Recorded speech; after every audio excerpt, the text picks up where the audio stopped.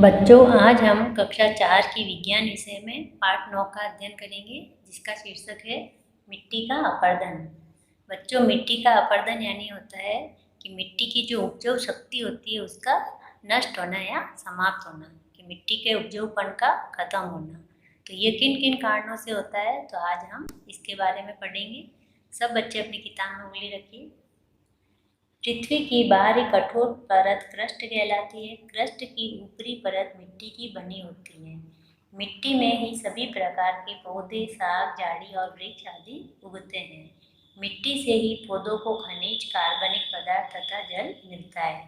पृथ्वी की जो ऊपरी परत होती है, कठोर परत, वह मिट्टी की बनी होती है। और इस मिट्टी में जो है पेड़ पौधे, साग, झाड़ियाँ, ये सब इसी मिट्टी में पैदा होते हैं। और मिट्टी से ही इन पेड़ पौधों को खनिज, जल और ये कार्बनिक पदार्थ मिलते हैं। अब आता है देखो मिट्टी की परतें। तो मिट्टी दो मुख्य परतों से मिलकर बनी होती है। पहला है ऊपरी परत, कि ऊपर की जो परत होती है। मिट्टी की ऊपरी परत ऊपरी मिट्टी कहलाती है। इसकी मोटाई केवल कुछ इंच होती है। इसका रंग मटमैला होता है। यहाँ देखिए ये सब बच्चे, कि ये जो मिट्टी की ऊपरी परत है, तो इन्हीं में पेड़ पौधे हैं जो उगते हैं। तो इसका रंग होता है ये मटमैला, और ये कुछ इंच मोटाई की ही होती है। मुलायम होने के कारण यह जल्दी ही टूट जाती है। इसमें पौधे के लिए आवश्यक वायु उपस्थित रहती है। कि जो ये मिट्टी की ऊपरी परत होती है बच्चों, ये बहुत मुलायम होती है, इसलिए ये आसानी से टूट जाती है। इसकी हम आसानी से खुदाई कर सकते हैं। तो इस मिट्टी में जो है पौधों के लिए वायु उपस्थित होती है। यह दोमट मिट्टी तथा ह्यूमस के मिलने से बनती है। कि ये मिट्टी ऊपरी मिट्टी है जो दोमट मिट्टी, और ह्यूमस होता है बच्चों, कि जब पेड़ पौधों की ये जो पत्ती होती है वो मिट्टी में मिलकर सड़ गल कर ह्यूमस बनाती है, जिसके कारण मिट्टी बहुत उपजाऊ हो जाती है। ह्यूमस से पौधों को कई पोषक तत्व मिलते हैं। ये मिट्टी का सर्वाधिक उपजाऊ भाग होता है। अधिकतर पौधों की जड़ें इसी भाग में पाई जाती है। कि जो ऊपरी परत होती है, तो अधिकतर जो पेड़ पौधे होते हैं उनकी जड़ें इसी ऊपरी परत में पाई जाती है। फिर आगे देखिए, यहाँ देखिए ये पेड़ पौधे उगे हुए हैं, तो इनकी जो जड़ें हैं जो ये मिट्टी की ऊपरी परत में ही पाई जाती है। दूसरा आता है निचली मिट्टी। ऊपरी मिट्टी के नीचे की परत निचली मिट्टी कहलाती है। ये वाली जो परत है ये है निचली मिट्टी। यह कठोर, दबी हुई तथा हल्के भूरे अथवा लाल रंग की होती है। इस परत में रेत तथा पत्थर मिले होते हैं। कि जो निचली परत होती है इसमें रेत और पत्थर मिले होते हैं। केवल वृक्षों की लंबी जड़ें ही इस परत तक जाती है। कि बहुत बड़े बड़े जो वृक्ष होते हैं उनकी जड़ें ही इस परत तक पहुंच पाती है।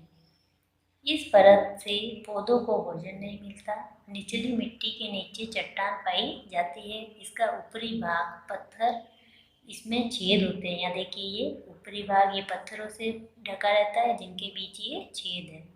और निचला भाग चट्टान, इनमें छेद नहीं होते। इसके नीचे का जो भाग है वो चट्टानों से बना रहता है।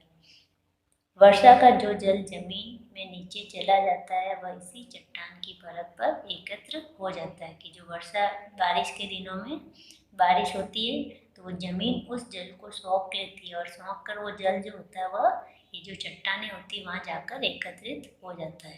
तो ये था मिट्टी की परतें, ऊपरी परत और निचली परत। अब आता है मिट्टी में रहने वाले जीव, जो मिट्टी के अंदर बिल बनाकर रहते हैं वो जीव। बहुत से जंतु मिट्टी में रहते हैं। केंचुए, चूहे और सांप जैसे जीव बिल या छिद्र बनाकर रहते हैं। कुछ छोटे जंतु जैसे चींटी, कनखजूरा, स्लेगर, बिना आवरण का घोंघा, बिच्छू तथा घुमरैला आदि कार्बनिक पदार्थों पर निर्भर रहने वाले जंतु मिट्टी में ही रहते हैं। ये अंकुरण और वायु के आवागमन के लिए मिट्टी, नए पेज पर, को मुलायम बना देते हैं। कि जो ये मिट्टी में रहने वाले जो जीव है बच्चों, तो ये मिट्टी को ऐसे खोद खोद कर इसको मुलायम बना देते हैं, जिसके कारण मिट्टी में वायु का आवागमन होता रहता है। इन जंतुओं के गड़े सले भाग मिट्टी में ह्यूमस की वृद्धि करते हैं। कि ये जो जीव जंतु है मिट्टी में सड़ गल कर ह्यूमस की वृद्धि करते हैं, जिससे मिट्टी उपजाऊ होती है। फफूंदी व जीवाणु, जैसे सूक्ष्म जीवों का निवास स्थान भी मिट्टी है। ये वनस्पति और जंतुओं के गलने सड़ने में सहायता करते हैं। कि जो जीव होते हैं तो वो पेड़ पौधों की पत्तियां जब गिरती है तो उनके सड़ने गलने में ये जीव उनकी सहायता करते हैं और ह्यूमस की वृद्धि करते हैं। अब आता है आगे मिट्टी का अपरदन, यानी कि मिट्टी की उपजाऊ शक्ति का कम होना। तो वो किन कारणों से होता है? देखिए, भूमि की ऊपरी परत उपजाऊ व मुलायम होती है। मुलायम होने के कारण इनमें वायु का आवागमन बना रहता है। जल व वायु ऊपरी मिट्टी को तोड़ते रहते हैं। ये मिट्टी को उड़ाकर या बहाकर दूर ले जाते हैं। इससे शेष मिट्टी की उपजाऊ शक्ति में कमी आती है। यह क्रिया मिट्टी का अपरदन कहलाती है। कि मिट्टी का है जो एक स्थान से दूसरे स्थान पर चला जाना, ये कहलाता है मिट्टी का अपरदन। और ये किन कारणों से होता है? कि जब तेज हवाएं चलती है तो वो मिट्टी उड़कर एक स्थान से दूसरे स्थान पर चली जाती है, या तेज बारिश में जल के बहाव के साथ मिट्टी एक स्थान से दूसरे स्थान पर चली जाती है। तो ये कहलाता है मिट्टी का अपरदन।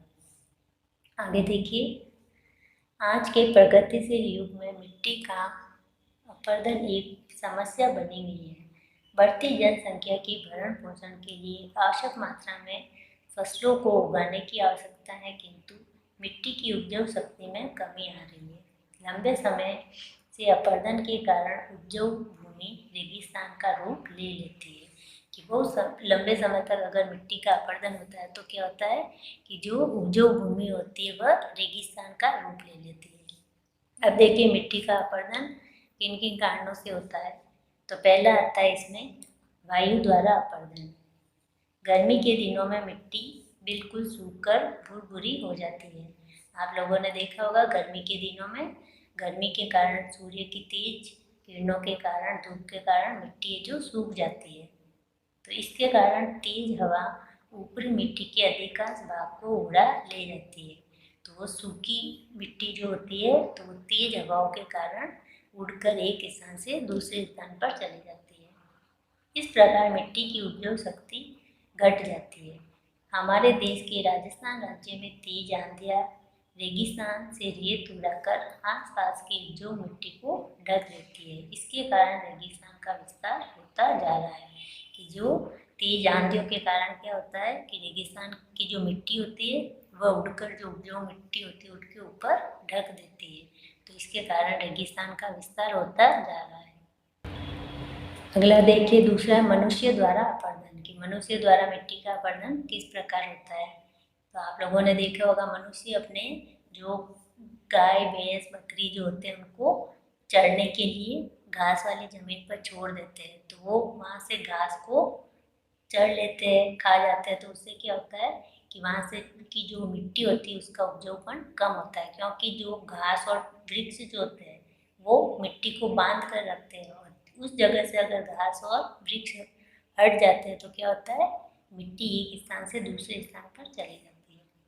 देखिए किताब में, पालतू जंतुओं द्वारा घास वाली जमीन को बहुत अधिक चढ़ने, वनों के कटने और आग जलने से भूमि जगह जगह से उखड़ जाती है।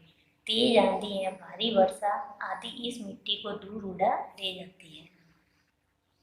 तो देखो बच्चों, ये घास और जो वन जो होते हैं, वृक्ष होते हैं, उनकी जड़ें जो मिट्टी को बांध कर रखती है। तो हम अगर वो मिट्टी को, घास को वहाँ से उखेड़ देते हैं तो क्या होता है, वह मिट्टी जो होती है वह टूट जाती है और एक स्थान से दूसरे स्थान पर बह कर चली जाती है। तो इस प्रकार मनुष्य द्वारा भी मिट्टी का अपरदन किया जाता है। अगला देखिए, जल द्वारा अपरदन। वर्षा के अधिक होने पर बाढ़ आ जाती है। इससे जल के बहने की गति बढ़ जाती है। तेज बारिश आती है तो बाढ़ आती है, और बाढ़ में जब वो पानी बहता है तो उसकी गति बहुत तेज होती है। तो उस जल के साथ मिट्टी भी एक स्थान से दूसरे स्थान पर बहकर चली जाती है। यह ऊपरी मिट्टी का अधिकतर भाग बहा ले जाती है। इससे मिट्टी की उपजाऊ शक्ति घट जाती है। पहाड़ों तथा ढलावदार भूमि पर भी जल बहुत तेजी से बहता है। यह भी उपजाऊ मिट्टी को बहाकर ले जाता है। कि पहाड़ी जो भाग होते हैं ढलावदार, तो वहाँ से जो बारिश होती है तो पानी बहुत तेज गति से बहता है और वो मिट्टी को अपने साथ बह कर ले जाता है। तो इस प्रकार ये मिट्टी का अपरदन होता है। अब देखिए आगे, मिट्टी का संरक्षण। मिट्टी का संरक्षण यानी मिट्टी के अपरदन से मिट्टी को बचाना, वो कहलाता है मिट्टी का संरक्षण। मिट्टी की ऊपरी परत ही पौधे के विकास के लिए सर्वोत्तम होती है, क्योंकि जो ऊपरी परत होती है उसमें ह्यूमस मिला रहता है, वो उपजाऊ होती है। इसी परत में अधिकांश खनिज पाए जाते हैं, अतः हमें फसल के अच्छे उत्पादन के लिए मिट्टी को अपरदन से बचाना चाहिए। कि अगर हमें अच्छी फसल बोनी है, अच्छी फसल पैदा करनी है, तो उसके लिए मिट्टी के अपरदन से मिट्टी को बचाना होगा। मिट्टी को अपरदन से बचाना मिट्टी का संरक्षण कहलाता है। मिट्टी ही समस्त जीव जगत का आधार है। समस्त जीव जगत का आधार इससे मतलब है बच्चों कि मिट्टी में ही हम जो खाद्य पदार्थ खाते हैं, अनाज, फल, सब्जी, तो वो सब मिट्टी में ही पैदा होते हैं। तो इसलिए ये क्या है, हमारे जीव जगत का आधार है। उपजाऊ मिट्टी की कुछ इंच मोटी परत बनने में अनेक वर्ष लग जाते हैं, अतः हमारा कर्तव्य बनता है कि हम इसकी रक्षा करें। मिट्टी के संरक्षण के लिए हमें अग्रलिखित उपाय करने चाहिए। पढ़ना पलटिए सब। देखिए, वृक्ष और घास लगाकर कि हम मिट्टी का संरक्षण वृक्ष और घास लगाकर कर सकते हैं। कि वृक्ष और घास जो उनकी जड़ें होती है वो मिट्टी को बांध कर रखती है, जिससे उसका संरक्षण, मिट्टी का अपरदन होने से बचाव होता है। वृक्ष और घास की जड़ें मिट्टी को मजबूती से बांधे रखती हैं, इससे वह सरलता से बह नहीं सकती है। पौधे जल और वायु की गति को भी कम करते हैं। कि अधिक पेड़ पौधे होंगे तो वो क्या होंगे, उस जल के बहाव को और वायु की गति को कम करते हैं, जिसके कारण मिट्टी का अपरदन नहीं हो पाता है। वृक्षों को खेतों के चारों ओर लगाया जा सकता है। दो फसलों के बीच खाली पड़ी भूमि पर घास लगाई या बेल की फसल उगाई जा सकती है। यह भूमि को ढके रखती है, इसे ढकने वाली फसल कहते हैं। वृक्षारोपण करके बढ़ते हुए रेगिस्तान को रोका जा सकता है। कि मिट्टी के संरक्षण के लिए हमें अधिक से अधिक वृक्ष लगाने चाहिए, जिससे मिट्टी का अपरदन कम हो सकता है। आगे देखिए, अब दूसरा आता है सीढ़ीदार खेत बनाकर। कि देखो बच्चों, ये जो पहाड़ी भाग होते हैं, तो यहाँ पर क्या है, बारिश आती है तो ढलान के कारण क्या होता है, पानी तेज गति से बहता है, तो इसके कारण मिट्टी इनके साथ बहकर चली जाती है। तो ये मिट्टी के कटाव को रोकने के लिए हमें पहाड़ी पर्वतीय ढलान वाले जो भाग होते हैं वहाँ पर इस तरह सीढ़ीदार खेत बनाने चाहिए, जिससे पानी का बहाव, गति है जो धीमी हो जाती है और मिट्टी का कटाव कम होता है। पर्वतीय ढलान पर जल बड़ी तेजी से बढ़ता है। हम पानी के बहाव को कम करके मिट्टी का कटाव रोक सकते हैं। ऐसे ढलानों पर सीढ़ीदार क्यारियां बनाई जाती है।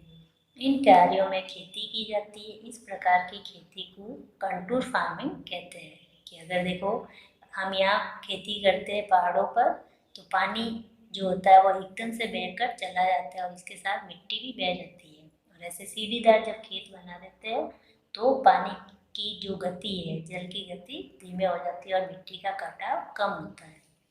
तो सीढ़ीदार खेत बनाकर हम मिट्टी का संरक्षण कर सकते हैं। अगला है बांध, दीवार या और मुंडेर बनाकर। खेत के चारों ओर बांध, दीवार या मुंडेर, मेड़ बनाकर मिट्टी का संरक्षण किया जा सकता है। ये ऊपरी मिट्टी को वर्षा के जल से बाहर ले जाने से बचाते हैं। कि खेत के चारों ओर या तो फिर बांध या दीवार बनाने से क्या होगा कि जो खेत की जो उपजाऊ मिट्टी है वह वर्षा के जल के साथ बहकर बाहर नहीं जाती है। तो इस प्रकार हम मिट्टी का संरक्षण कर सकते हैं। आगे देखिए इसके ये सार तत्व। ऊपरी मिट्टी ही भूमि की सबसे उपजाऊ परत है, जो कि पेड़ पौधों के लिए अच्छी रहती है। जल, पवन और मनुष्य द्वारा उपजाऊ मिट्टी की हानि होती है। यह हानि मिट्टी का अपरदन कहलाती है। मिट्टी को अपरदन से बचाना मिट्टी का संरक्षण कहलाता है। यह वृक्ष लगाकर, खेत की मेड़ बनाकर या बांध बनाकर तथा पर्वतीय ढलानों पर सीढ़ीदार खेत बनाकर किया जा सकता है। कि इनके द्वारा हम मिट्टी का संरक्षण कर सकते हैं। तो ये पढ़ा था हमने मिट्टी का अपरदन और मिट्टी के संरक्षण के बारे में। तो आप सब बच्चे वापस से अच्छे से इस लेसन को पढ़ेंगे। तो आज हमारा ये पाठ यहीं पर समाप्त होता है।